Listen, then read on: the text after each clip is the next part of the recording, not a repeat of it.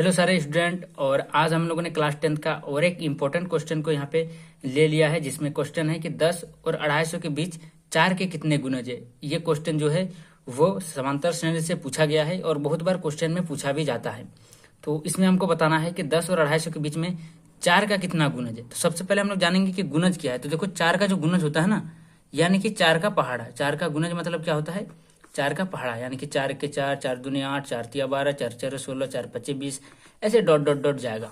अब इसको हल में इसमें इसको जो है ध्यान में रखते हुए इस क्वेश्चन को हम लोग हल करेंगे। तो देखो इसमें हमको, क्योंकि ये समांतर श्रेणी का सवाल है तो इसलिए हमको इसमें समांतर श्रेणी चाहिए। तो हम लिखेंगे एपी इक्वल टू, एपी यानी कि समांतर श्रेणी इक्वल टू। अब 10 और 250 के बीच में 4 का कितना गुणज बोला है, तो ये याद रखना कि 10 के बाद में हम पकड़ेंगे तो यहाँ पे 4 भी नहीं आएगा, 8 भी नहीं आएगा, 12 से कैलकुलेट होगा। यानी कि 12 होगा 4 का गुणज, उसके बाद 16 होगा 4 का गुणज, 20 होगा 4 का गुणज, 24 होगा 4 का गुणज, 28 होगा 4 का गुणज, ऐसे डॉट डॉट डॉट डॉट करके कितना बोला है? 250। तो हमको देखना है क्या 250 4 से भाग जाता है। तो देखो हम यहाँ पे करके देखते हैं। तो 4 250 से 4 चौक 24, 1 0, 4 दूनी 8, 2, यहाँ पे 2 बच जाता है। यानी कि हम 250 में से 2 घटा देंगे तो 4 से पूरा पूरी भाग जल जाएगा, यानी कि 248। यानी कि 12 से लेकर 10 और 250 के बीच में बोला है, तो 12 से लेकर 248 तक 4 के गुणज निकालना है। तो कितनी होगी? यानी कि हमको n का वैल्यू निकालना है। क्या बोला है इसमें? n का वैल्यू। अब दिया क्या क्या है वो लिख लेते हैं।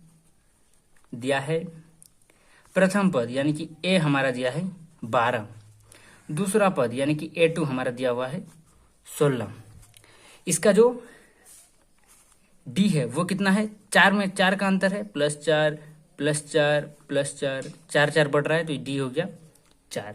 और हमको क्या दिया हुआ है? an दिया हुआ है कितना? 248।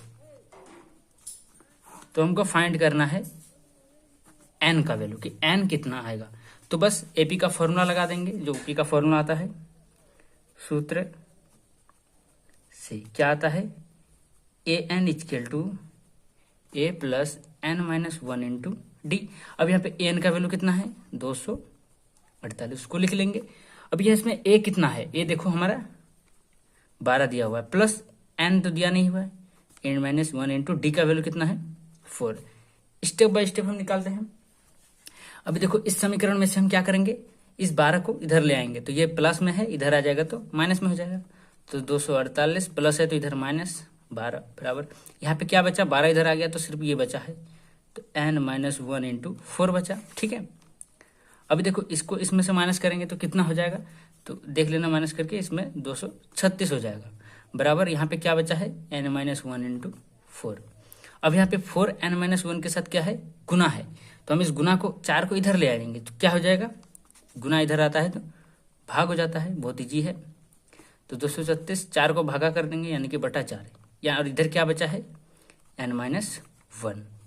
अब इसको हम भाग करेंगे तो कितना होता है? 59। कितना होता है?